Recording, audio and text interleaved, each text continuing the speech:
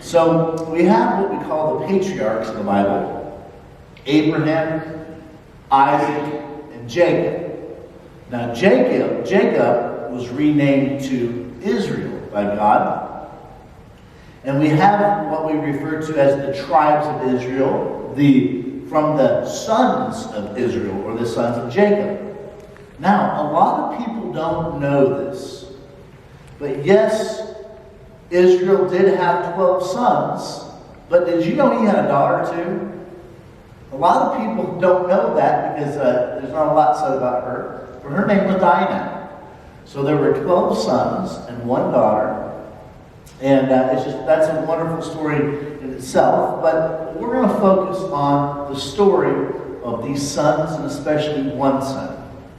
Now, just some things that happened, and Jacob had children from a couple of different, actually 4 different people.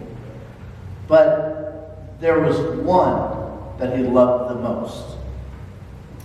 And he had 2 children from her. And the first child that he had from her, the second from the youngest, was his favorite child.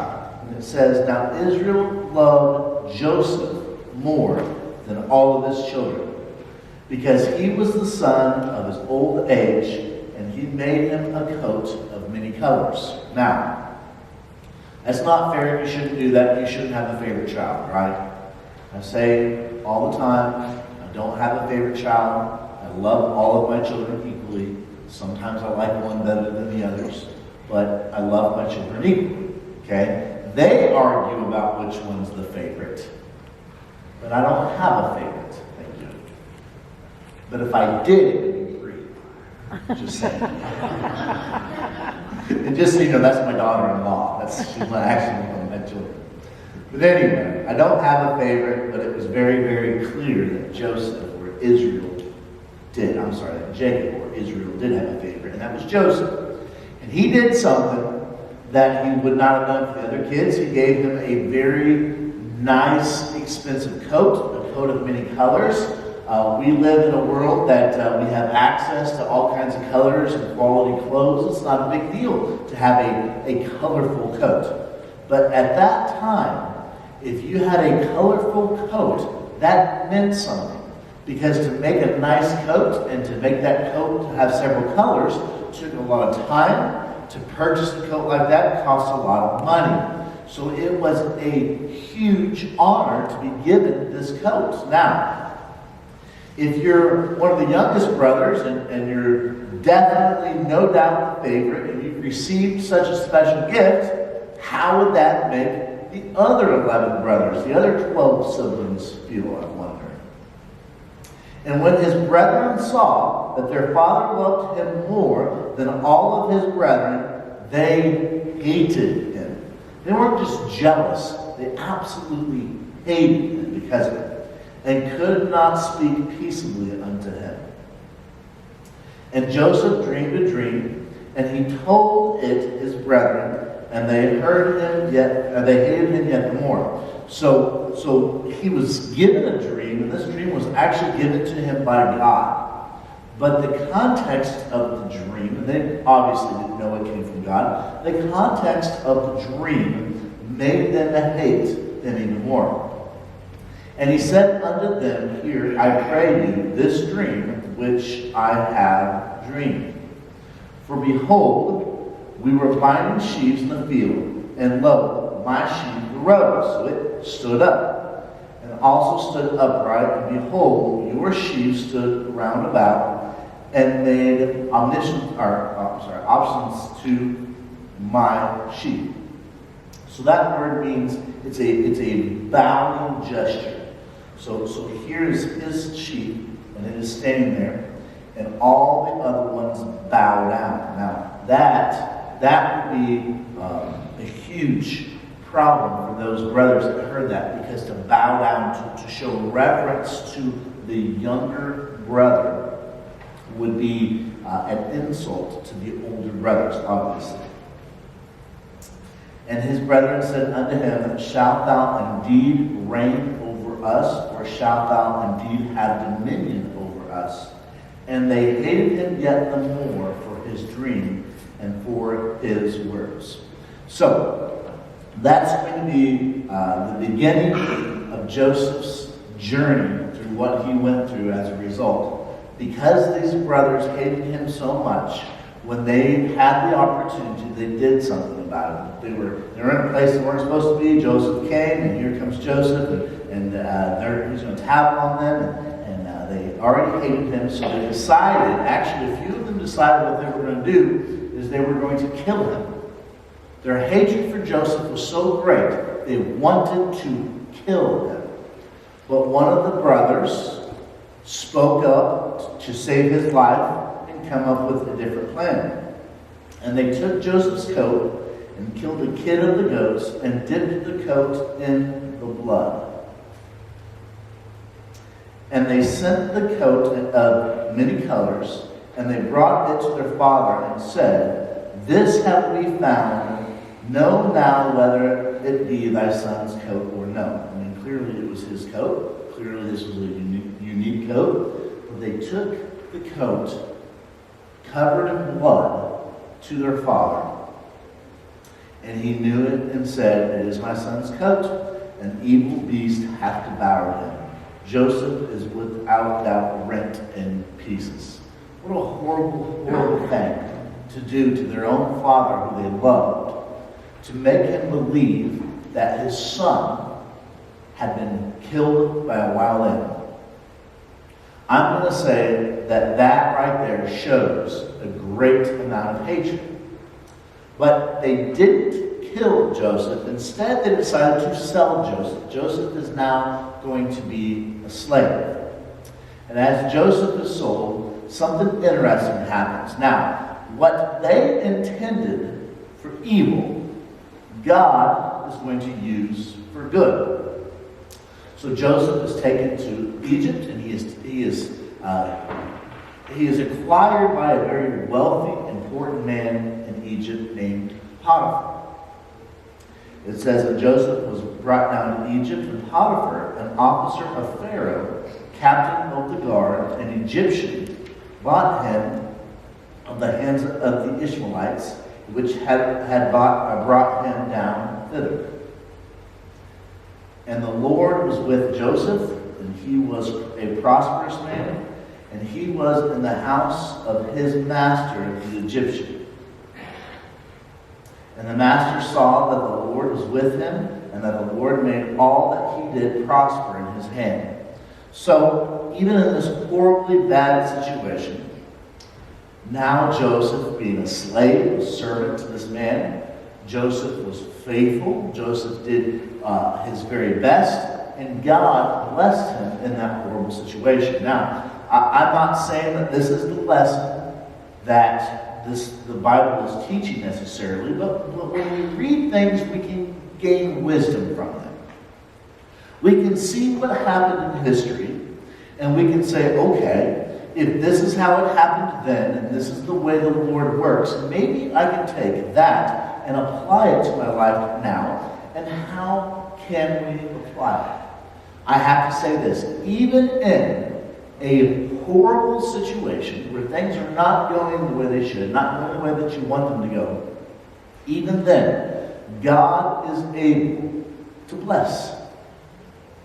Even in the worst of situations, be faithful, and God is able to bless. I've heard testimony after testimony, story after story about people that have been in awful situations that I cannot even begin to imagine. One of these people I heard about was a person who was in prison in Vietnam and was faithful and did what they knew was right, and it's an amazing testimony of how God delivered them from that situation. So this little bit of wisdom that we can gain from this truth, this account in the Bible. Now, in this situation, God is making things happen. And as he's making things happen, everything seems to get worse and worse. Now, Joseph was in a very good situation. He was at his father's home, and he was greatly loved by his father. The situation got worse when he was sold into slavery, but he made the best of it. So now he's serving in a man's house, and he is very blessed as far as his servant goes. Not the most loved brother or most loved child anymore, but he's as blessed as he can be in that situation. But it seems like bad things keep happening. And it came to pass after these things that his master's wife cast her eyes upon Joseph. And she said, "Lie with me." So now he's in a bind. He's in a situation. He's a servant. But this is a huge problem. And so what had happened was, when he refused, she grabbed a hold of his garment and he took it off and he ran out to get away from her. And she lied about it, and she said that he tried to take advantage. And it says that when it came to pass, when his master heard the words of his wife, which she spake unto him, saying, "After this manner did thy servant to me," that his wrath was kindled. So she lied to her husband and said that he tried to take advantage of her. And Joseph's master took him and put him into the prison, a place where the king's prisoners were bound, and he was there in the prison. But the Lord was with Joseph and showed him mercy, and gave him favor in the sight of the keeper of the prison. And the keeper of the prison committed to Joseph's hand all the prisoners that were in the prison, and whatsoever they did there, he was the doer of it. The keeper of the prison looked not to anything that was under his hand, because the Lord was with him. And that which he did, the Lord made it to prosper. So this situation just keeps going. He went from being in a very good situation, the most loved of his father, to a servant. And as a servant, he was very faithful and he was very blessed, even in that bad situation. But it became much, much worse. And now he is in prison. But even in prison, Joseph continues to be faithful to God. And God continues to find a way to bless Joseph. Now, I have to step back for a second and look at this story and say, sometimes in my life, I've done a very good job of being faithful. But those were mostly while God was already blessing. How faithful am I when things fall apart? How faithful am I when bad things happen? How quick am I to quit doing what I know is right, to quit serving God the way that I know I should, and just to have an excuse?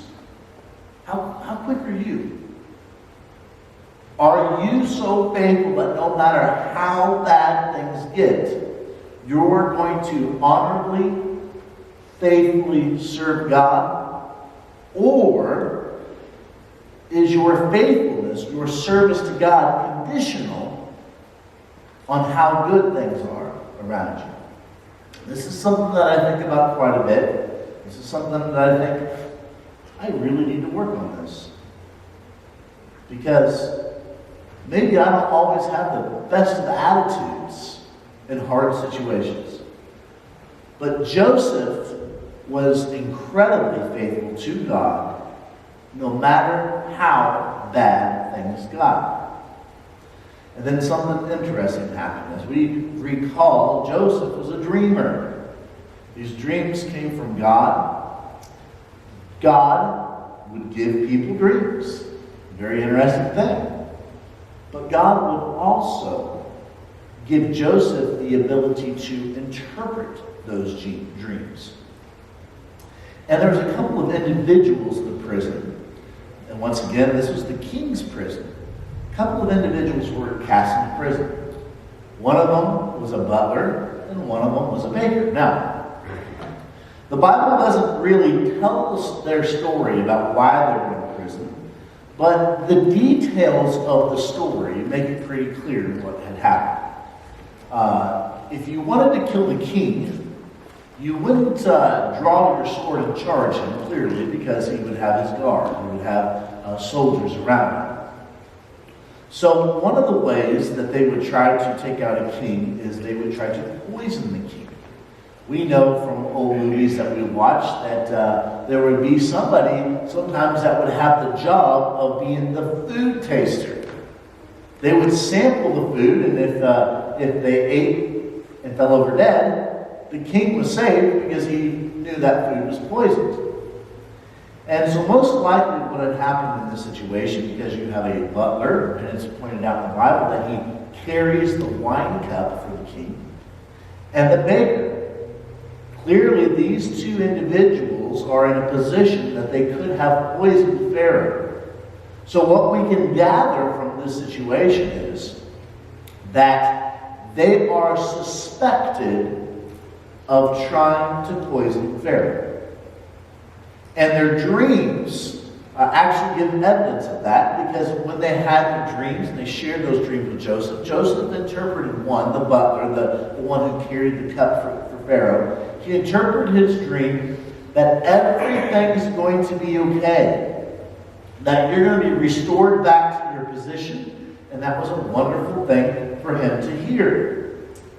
So the butler got a good interpretation of the dream that he had. So the baker also had a dream and tells his dream to Joseph. And he is encouraged because of the good interpretation that the man got. But Joseph interpreted his dream as well. And it didn't turn out so good. Come to find out, I guess it must have been the baker who tried to kill Pharaoh. And that's just an interesting thing that happened. But as these things are taking place, God is working. God is causing something to happen. And Joseph says to the butler who's going to be restored, don't forget about me. Don't forget about what I did for you. I'm in this prison unjustly. I haven't done anything wrong. But I am suffering in this place. Don't forget about me. But go and speak to Pharaoh and see what can be done to get me out of this prison. And this butler forgot all about Joseph for quite a while. Now, I'm not going to say that he didn't care. I'm not going to say that he did it maliciously. I'm going to say that he forgot about Joseph until the time was just right, because God was the one who was working out the details. And what happened was, now we have a man in prison who can interpret dreams, and Pharaoh is just being devastated by a dream that he is having that is causing him so much grief, and he asked for all of his men to interpret his dream. He asked anybody, if anybody could interpret his dream, and nobody could interpret his dream. But the butler remembered something. I know a man who can interpret dreams. As a matter of fact, he interpreted my dream, he interpreted the baker's dream, and he interpreted them very accurately.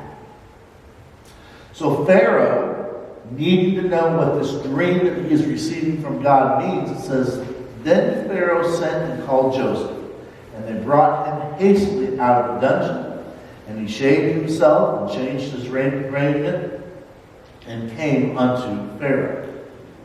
Now, poor Joseph, he's in such a situation that he's not even presentable to the king.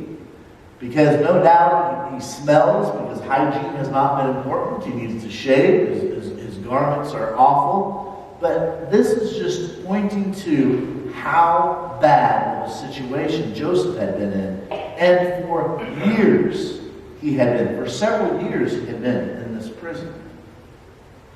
And Pharaoh said unto Joseph, I have dreamed a dream, and there is none that can interpret it. And I have heard say of thee that thou canst understand a dream to interpret it. So he is excited because of this awful, awful dream that he is playing with. And when Joseph had correctly interpreted the dream, it says, and the things was good in the eyes of Pharaoh and in the eyes of all of his servants. And in this dream there was a horrible plague in this plague happens for 7 years, but it actually happened after 7 years of plenty. So what Joseph does is he shares with Pharaoh what's going to happen and gives him advice on what to do. And now Pharaoh is well pleased, and it says, and Pharaoh said unto his servants, can we find such a one as this is, a man in whom the Spirit of God is? So Pharaoh's needing to find somebody to be put in charge of doing the task that needs to be done, and he's asking the question, is there anybody that we can find that is more fit than this man who clearly the Spirit of God indwells? And Pharaoh said unto Joseph, for as much as God hath shown thee all this, there is none so discreet and wise as thou art. Thou shalt be over my house, and according unto the words shall all my people be ruled. Now, I want to just put this in perspective for just a second. What an extreme difference, right? That you go, just in one action, from being a prisoner of Pharaoh to Pharaoh saying, I'm going to rely on you to rule over Egypt on my behalf. All the things that you say they're going to do. Imagine how extreme that difference is. And I like to look at little things like this in the Bible. And once again, I like to see, how does this apply to me? I mean, I'm not in prison. I don't expect anybody who's going to put me in charge of any kind of a kingdom anytime soon. Maybe so. Think about this for a second. I live, like you, on an earth that is sin-cursed. I have dealt with and suffered through the consequences of sin. I've made poor decisions that have put me in that kind of situation, but sometimes I have been placed in situations unfairly, suffered when I didn't deserve it. But one day, I will be called before the King of Kings. What a dramatic difference it is going to be on that day. And there's an interesting thing that Jesus taught about. He said, to those that are faithful, I will make you ruler over, or commander, or I will put you in charge of many cities. So this thing that Joseph experienced while here on earth, that dramatic difference from being a prisoner to a ruler, is something that faithful Christians will experience during the millennial reign. And what an amazing difference things will be when we are called before the King. Now, some people will be called before the King and they'll be more like the beggar. They will be found guilty. There will be an awful consequence. But the faithful ones will be like Joseph. They will stand before the King and they will be greatly blessed. So when I read this story, and even though this story is not about me, I can look at the truth and the wisdom and I can receive some hope through that. And I just think that is a pretty amazing thing to compare this truth to my life. It says, and Pharaoh said unto Joseph, see, I have set thee over all the land of Egypt. And Pharaoh took off his ring from his hand. Now this, even though you and I may not care about this so much, in that time, this was a huge honor. Now, we were talking about the coat of many colors, and only a very important person would have a coat like that because of the value of it. But imagine the ring of Pharaoh. And it does not say that he called for him to receive a ring. It says, and Pharaoh took off his ring from his hand. Guys, this is a big deal. And put him upon Joseph's hand, and arrayed him in vestures of fine linen, and put a gold chain about his neck. And he made him to ride in the second chariot which he had, and they cried before him, Bow the knee. And he made him ruler over all the land of Egypt. Now, what was the dream that Joseph had so many years before? That he would stand and others would bow to him. Now we see that that dream is happening, that God was faithful. Now think about this. The dream he had when he was very young. Now he's a grown man, many years later, and he's starting to see the fulfillment of what God had promised him so many years before. But in that dream, it wasn't just people bowing to him, it was very specific people bowing to him. As a matter of fact, it was the very ones that sold him in the first place. What is God doing? And as God's working things out, this amazing thing, this dream that he interpreted for Pharaoh showed him that there would be 7 years that things would be great. There would be an overabundance, but that would be followed by 7 years of the most awful famine that they had ever seen. And Joseph gave wisdom to Pharaoh and said, okay, prepare for the 7 years of famine. In this 7 years of excess, prepare. Maybe we can start rationing now, stockpiling now, and be ready when things get bad. Kind of like if somebody told you a couple of years ago, start stocking up on toilet paper. And they're not going to find any.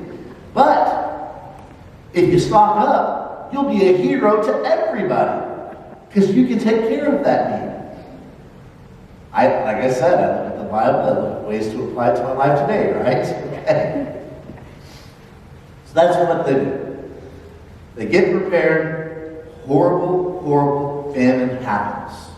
But this famine happens and it affects everybody. And as it affects everybody, it also affects Israel and his home. And now, his brothers who sold him into slavery. Now, this is an important little fact. There was one younger brother named Benjamin that he loved very much. And Benjamin was not a part of selling him. As a matter of fact, Benjamin was the only other son to Joseph's mother. So as the famine is happening, Joseph has the opportunity to actually take care of his brothers. Now, it's a long story, and a lot of things happen. When those brothers first come up, these are the brothers that sold him into slavery, Joseph comes up with a bit of a plan. He does some things to scare these boys and make them think that they're going to go to prison, but he's actually working out the details of figuring out what's going on with his father. He's figuring out how he can see his younger brother Benjamin, and he is testing the hearts of his brothers to see if they had changed. And there was a very important thing that happened. They seemed to grieve the loss of their brother Joseph. Now, Joseph's a grown man, and they don't recognize him.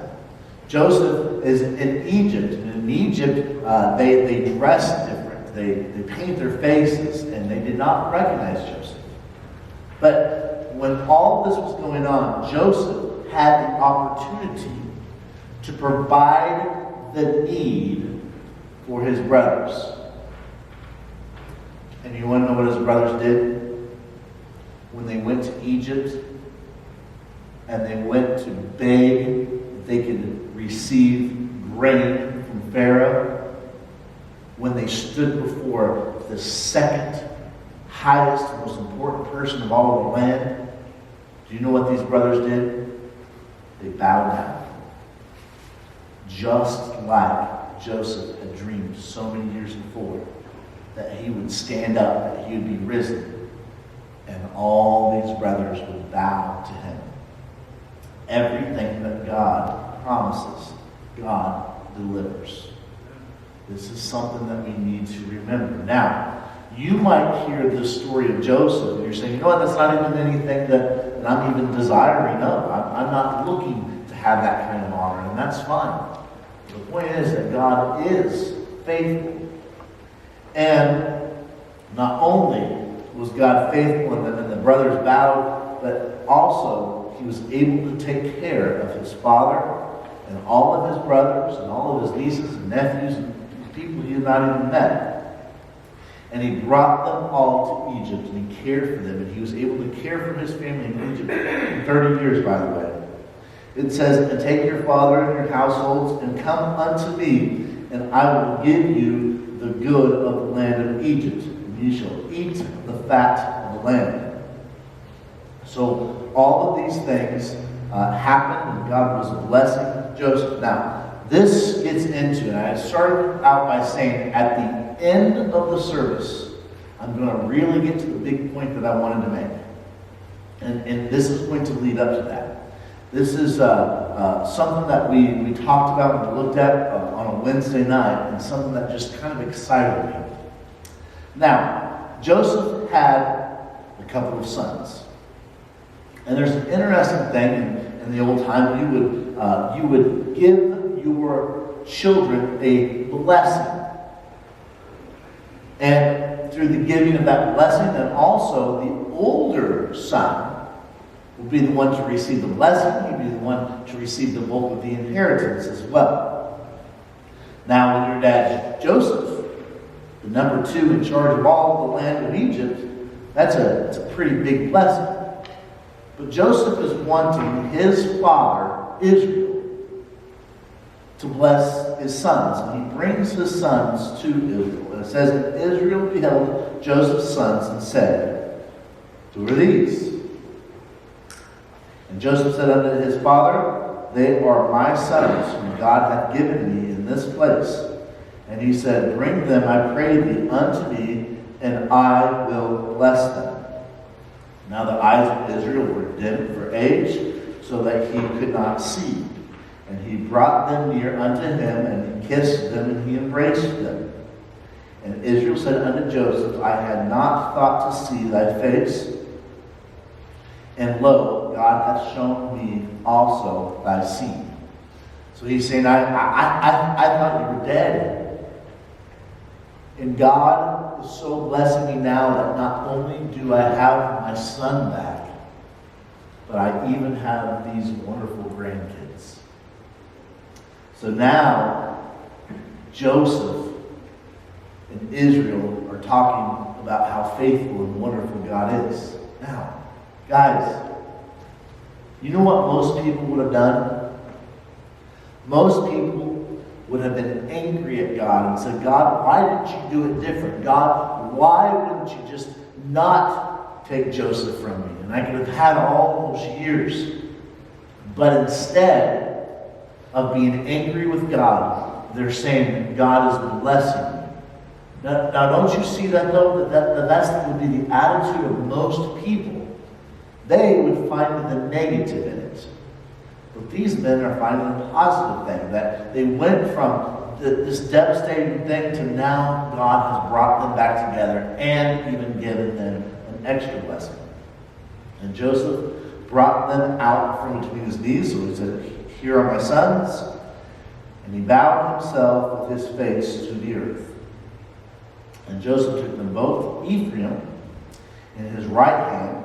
So the older son would be on the right, will receive the more of the blessing. Towards Israel's left hand, and Manasseh on his left hand towards Israel's right hand, and brought them near unto him. So Manasseh is the older son, and he's going to be under the right hand of Israel. And that is actually significant. And Israel stretched out his hand and laid it upon Ephraim's head, who was the younger, and his left hand upon Manasseh's head, guiding his hand wittily, for Manasseh was the firstborn. So he wittingly, so purposely, switched the hands. And he puts his right hand on the younger son. Now, that may not seem very significant to you, but once again, that is kind of a big deal. So, why is any of this significant? Okay. We read back in the book of Genesis events, historical accounts of things that happened long ago. Do you really care about history and what happened? Well, even if you don't realize this, so many people that did so many things before us have affected us today in a very great way. And the things that took place back then still hugely impact us today. One of the biggest things that was said in the Bible that is still impacting us today is something that Abraham did. Egypt is relevant to that as well. Abraham, because of a famine, went into Egypt, and while he was in Egypt, he found a concubine, a woman that was a servant. And he brought that woman out, and God had promised Abraham that he would have a child. So Abraham had a child with a woman that was not his wife.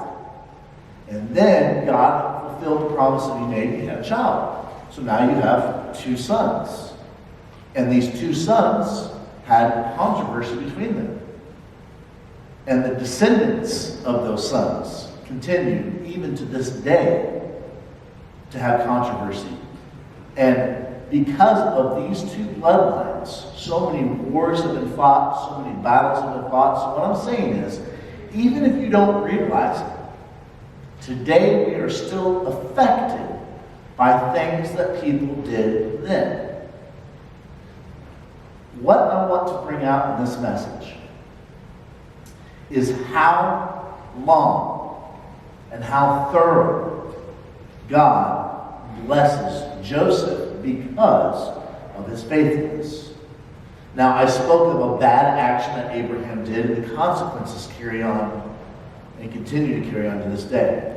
But Joseph, because of his faithfulness, did something that will continue to impact people even into our future. Listen to this.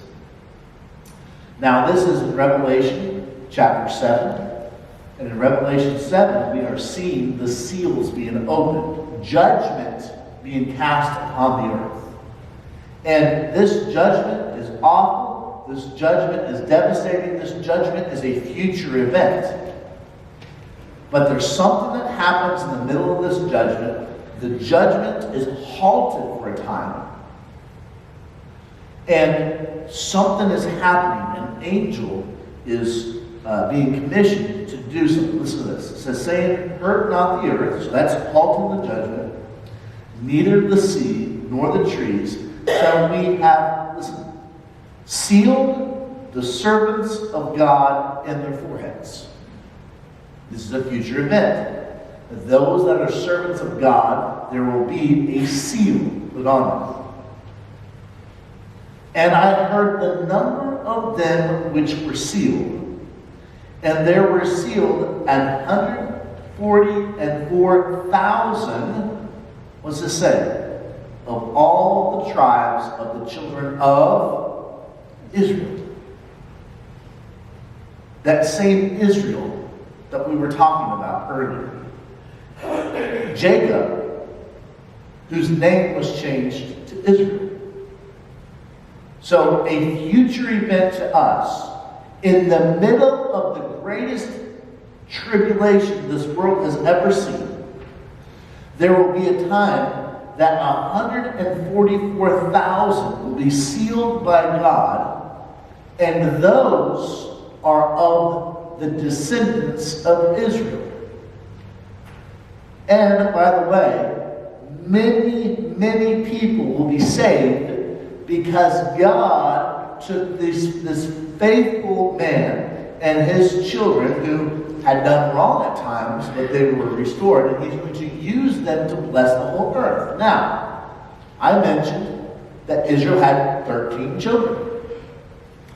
12 sons. Those are the 12 tribes.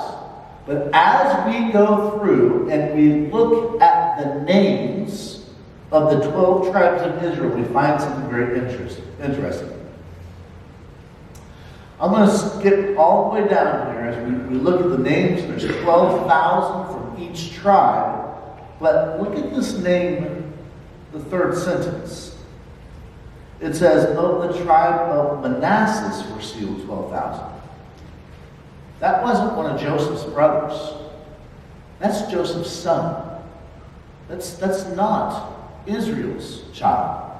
That's Israel's grandchild. But then, when we look here, and it lists a couple of the other sons, a few of the other sons, and there's two. There's Benjamin there at the end, the little brother. But look, we've already seen from the bloodline of Joseph one son, but now we have Joseph as well. What does that mean? There's something that I want us to recognize, that I want us to grasp. We here on this earth, we don't always understand why God does the things he does. We don't always see God work out the details of what his plan is. One of these days, we will see it, we will understand it, and we will recognize how great God is. But throughout this life, God is working and he is doing things that we don't even know. One of the sons would have to be removed for there to be 12. And there was a son named Dan. Dan he was not faithful. He actually brought idolatry into the world, or into that region.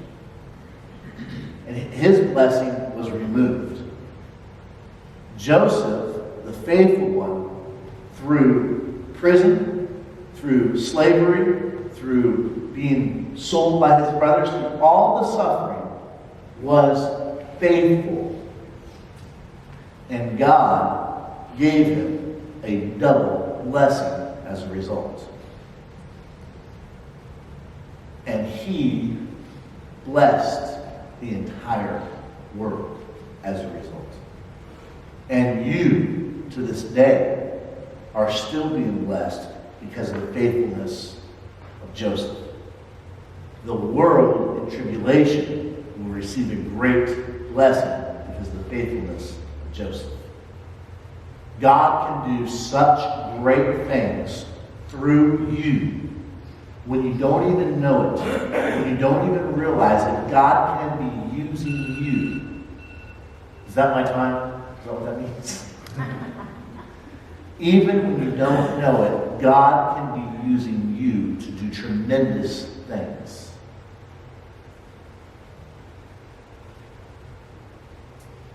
I don't know why we suffer in this world.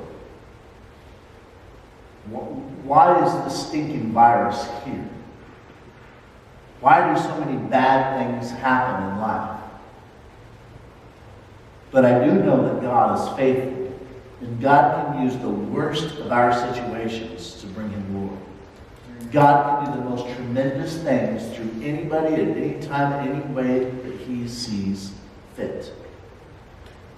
And I would love to, and I failed at this many times, I would love to have the attitude that when I'm going through trials, when I'm going through struggles, when I'm going through problems, I would love to say that I do a good job of this. Being faithful and saying, I know that God can use this in a mighty way. A couple of years ago, something kind of bad happened. It bothered me quite a bit. But I was thinking about this kind of a concept, and I said, okay, God, I'm not going to freak out. I'm not going to flip out. I'm not going to do anything stupid. I want to see how you work this out. And as a matter of fact, it was one of the most faith-strengthening things in my life because I didn't have to do anything. God worked out all the details. I want to encourage you in this. In your worst times, God can bless you. In your worst times, you can be a blessing. And no matter what you go through in this life, God is faithful and you can trust him. We saw a man who suffered awful things. God not only restored him, but God multiplied him, and God has blessed him all throughout history and continues to even this day. He is an amazing God. Now, I realize that sermon was a little bit different, and I pray that it blessed you, but I want to encourage you in this. As we stand today and we have a time of prayer, I want you to think about the suffering and trials that maybe you have gone through, maybe you are going through, or that you will go through. And I want you to consider how faithful you are, how well you did. And I want to encourage you to pray this, that God will help you to have the right attitude, the right understanding, that will help you to be faithful, and that God will use our trials to bring him glory. It just seems fitting to me in 2020, the craziest year that I know of, that God, that we would use this as a way to bring him much glory. One of the things that I said during all that time that we were having to stay at home and couldn't meet at church, I kept saying that the same God on the day of Pentecost that was able to overcome a huge barrier, a huge problem, that same God, that same Holy Spirit that worked out everything on that day is the same Holy Spirit that's alive and well today. God is still at work. Will you stand with me?